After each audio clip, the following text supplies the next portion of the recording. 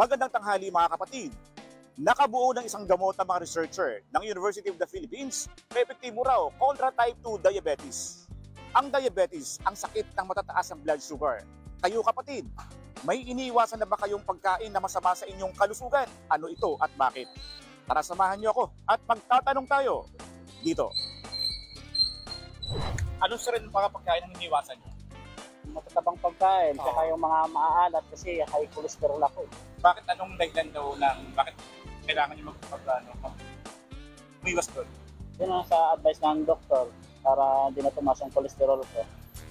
Yung mga mga baboy bawal sa akin. Oh, bakit? Kakasakit sa baboy. Kape po. Minsan po karne, yung masyadong maraming karne. Bakit daw bawal sa inyo yung kamay? Yung sa sikmura po, acid po. Yung isdang walang kaliskil, kagaya ng, Bakit daw? ano daw yung ang madugo, yung daw ay paano sa kolesterol. Ako ang inyong mahani ng bayan, ang tunay at nag-iisang pantanggal umay sa pananghalian.